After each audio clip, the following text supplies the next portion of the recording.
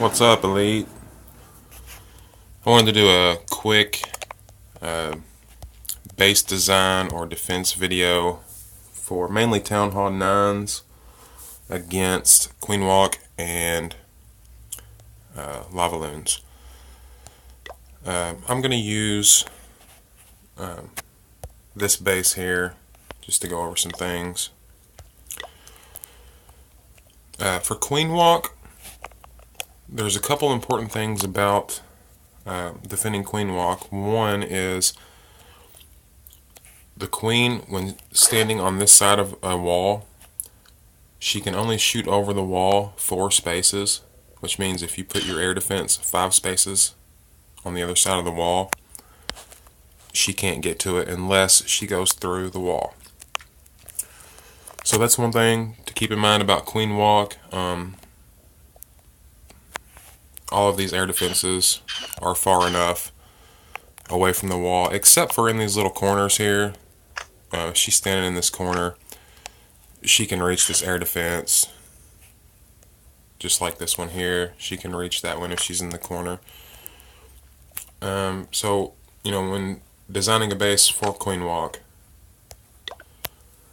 you need to move these walls out a little more. The attackers on Queen Walk, what they're going to look to get with the queen is they're going to want to get at least 1 air defense. They're going to want to get the defending queen, and they're going to want to get the CC troops. So for that, in this particular base here, I've got these air defenses away from the walls. I've got the CC to where it will not aggro if the queen is outside the base. And then I've got my defending queen on the other side of the base from the air defenses. So that's going to make it harder for any portion of a Queen Walk attack. That's the reason I did that. Some Queen Walks are in fact a Queen Walk in the beginning, excuse me, and an air attack for the second part of the attack. Same goes for both kinds of attacks. This base is kind of set up for both. So we'll speak to lavaloon attacks right now. An important thing about lavaloon attacks, defending them, is your whiz towers. Your whiz towers are going to be the main balloon killer in your defense buildings. So when you're wanting to defend against the lavaloon, you want to look at your whiz towers aggro area, the circle. You want to make sure that no air defenses are in any of your aggro area of your whiz towers, because like I said, whiz towers destroy balloons. Hounds attack air defenses. So if your whiz tower is in range of your air defense, your whiz tower is going to be focused on your lava hound, and your balloons are going to take out the whiz towers. So with this right here, the lava hounds are going to be attacking these air defenses, and before they make it up here to the whiz towers, they're all going to be dead.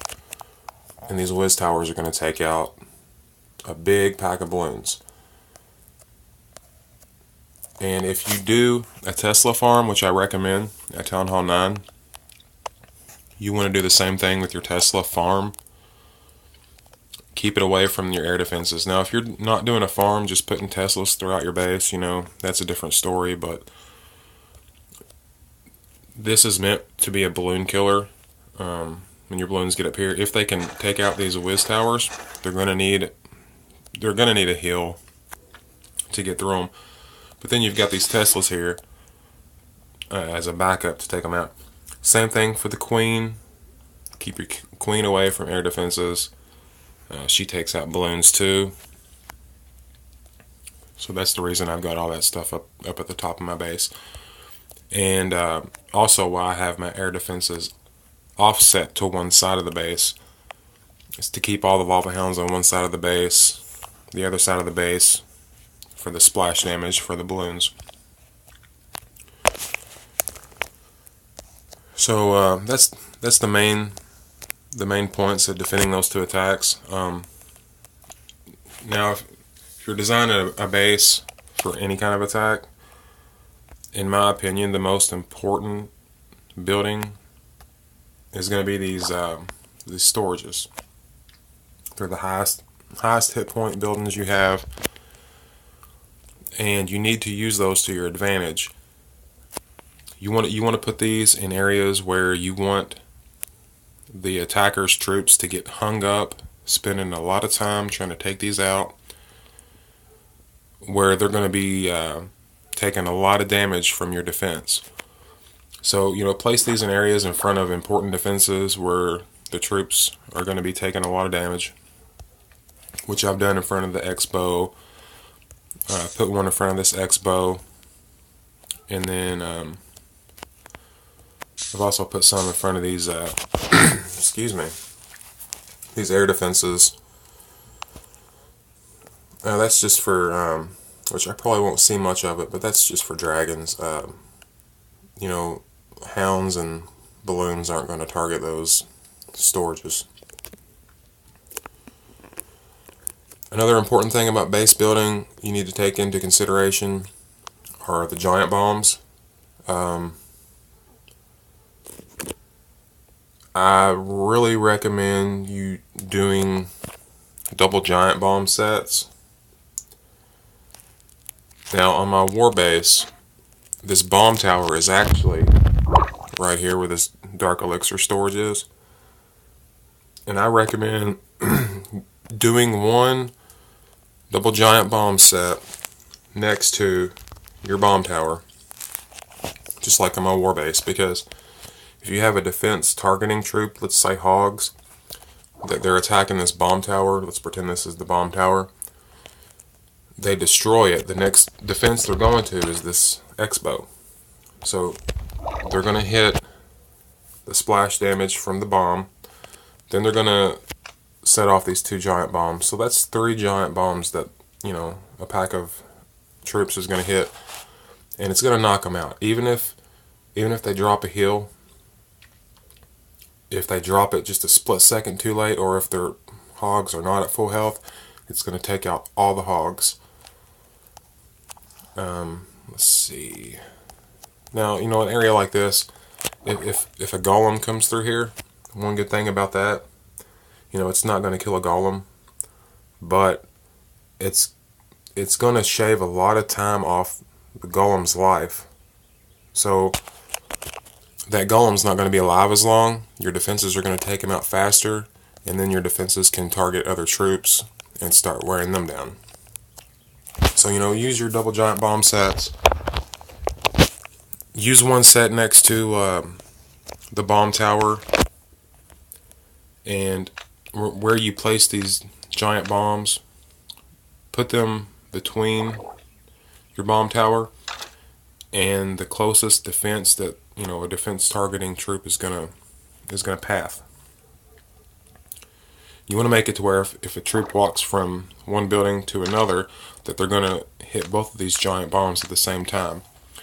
This right here is not the ideal way if they're coming in from the wall, because they're going to hit one, they're going to drop a hill, then they're going to hit another, and they're not going to die. But if they go from this defense to this defense, it's a different story. They're going to hit both of those at the same time, see that they're about to be blown up, and drop a hill, and if they do it too late, their troops are dead.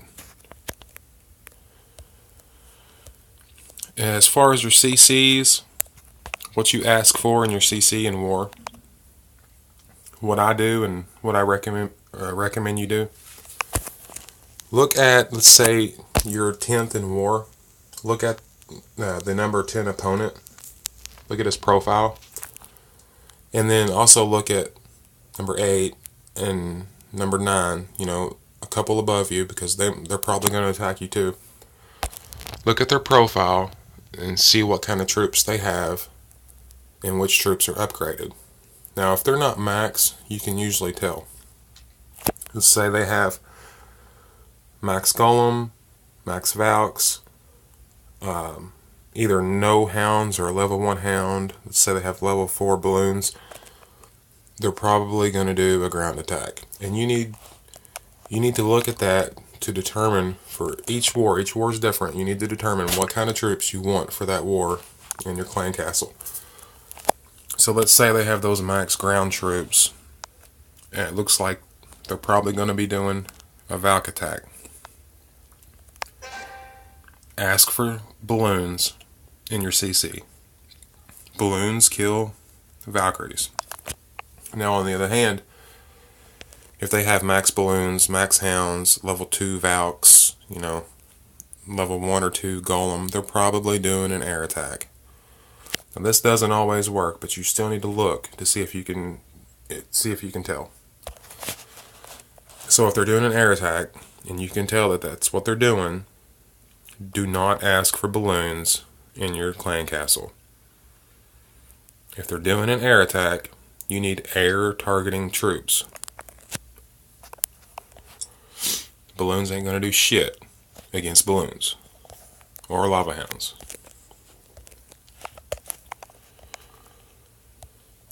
I've been doing my queen in a box with 3 spaces between her perch and the outside walls of that compartment because I found that most of the time she's going to stay within the box, and that wall's just another level of protection for her. Valkyries are going to target your heroes and take them out in a split second.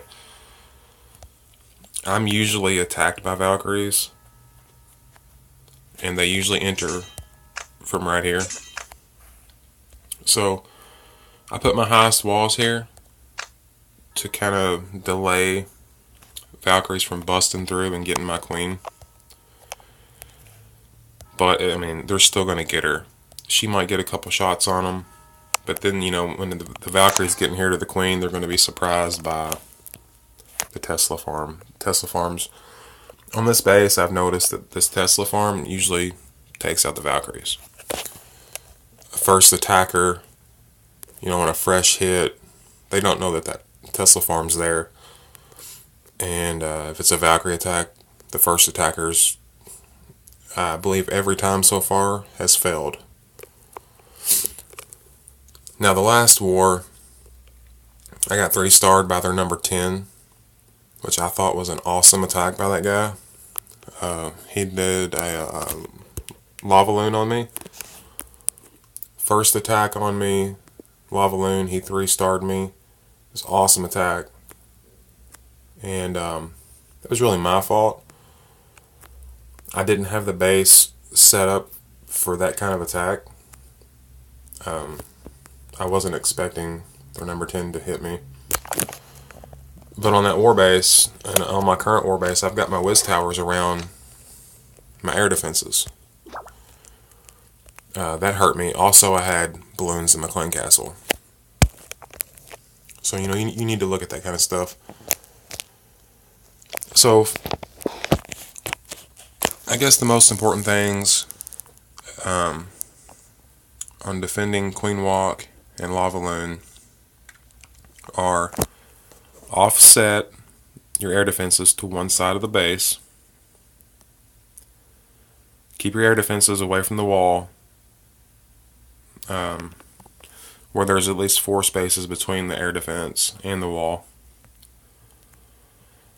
Keep your splash damage, your whiz towers, away from your air defense. Keep your Teslas and your Queen away from your air defense.